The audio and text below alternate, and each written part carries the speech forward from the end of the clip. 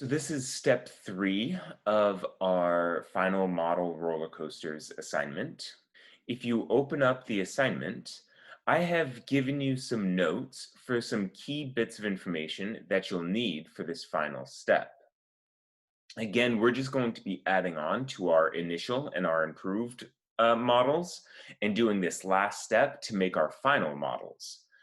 In this step, we are describing the specific amounts of energy.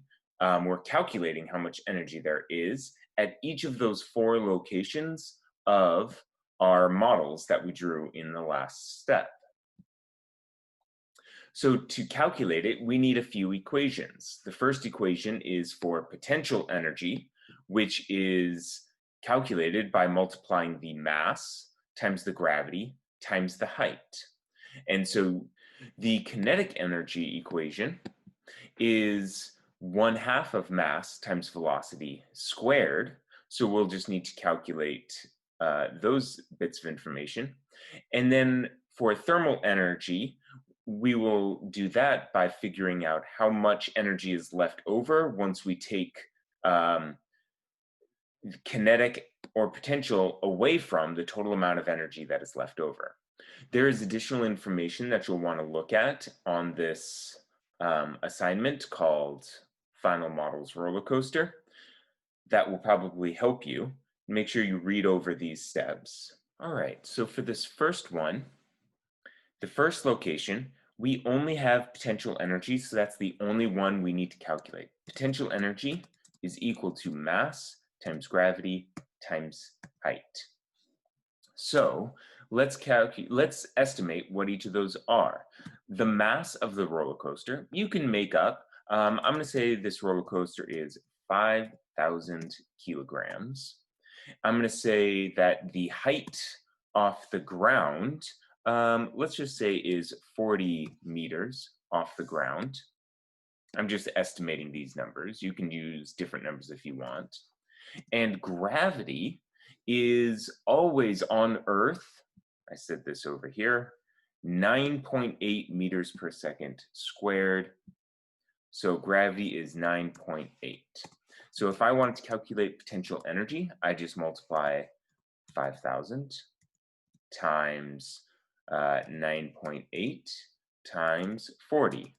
And then I would pull up a calculator and I would type in the answer 1960 joules of energy. So that's how much potential energy there is. That's also the same as the total energy, 1,960,000 joules of energy. Because all we have is potential, so the total is just the same number. That total energy is going to be the same number as the total energy over here in the second location. So for the second location, this is going to take a little bit more calculations because instead of just potential, we now have kinetic and thermal.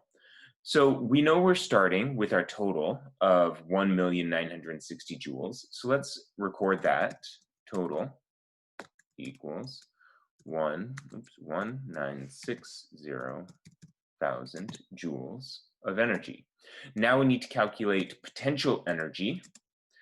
And we're going to do the same equation, mass times gravity times height, but this time the roller coaster is not nearly as high up off the ground as it was in this first location, so our height number is going to be much smaller. So we'll start with our mass, which is 5,000 again. Gravity is still 9.8, but this time our height, instead of being 40 meters, our height is going to be much smaller. I would estimate that as being about 10 meters up. So again, type that into your calculator. Times velocity squared. And another way you can write in velocity is just velocity times velocity. So you do velocity 2 times. So in order to make that calculation, we're going to do 1/2 times the mass, which is the same mass as it was before, 5,000, And now we're going to have to estimate what the velocity is of the roller coaster at this point. And I can just make this number up. I'm just going to make this number up, and I'm going to say that this roller coaster was traveling at 24 meters per second. I'm just making up a number here. So I'm going to do 24 times 24. If you want your roller coaster to be going faster than that, you're welcome to use a different number. So I'm just going to type that equation into my calculator, and the answer that I get for kinetic energy is 1,440,000 joules of energy. So that would be our kinetic energy bar here. The last step is to figure out how much thermal energy is left over. To calculate thermal energy, we're doing the same thing that we did before, where it's just how big is this bar, and how much is left over out of our total energy. So let's take our total number, 1,960 million, or whatever that is, and we're going to subtract how much potential energy and how much kinetic energy there was. So that big number minus 490,000 minus 144,000. Type that into the calculator, and the thermal energy is going to be equal to 30,000 joules of energy, a much smaller number left over for this much smaller location over here. So I calculated how much thermal, how much kinetic, and how much potential energy there was. And now all that we have left to do is to do this again 2 more times. So for the 2 other locations that you drew your bar charts for from the last video, you're doing these same calculations, but the difference will be that the height for potential energy will always be changing. The velocity for kinetic energy will be different, and your thermal energy should always be a little bit more however much farther you go. So your velocity is probably going to be slowing down as you go, because you're losing energy to friction, and friction slows you down.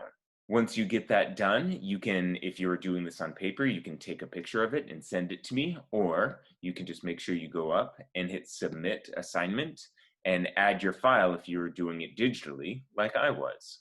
And that's it.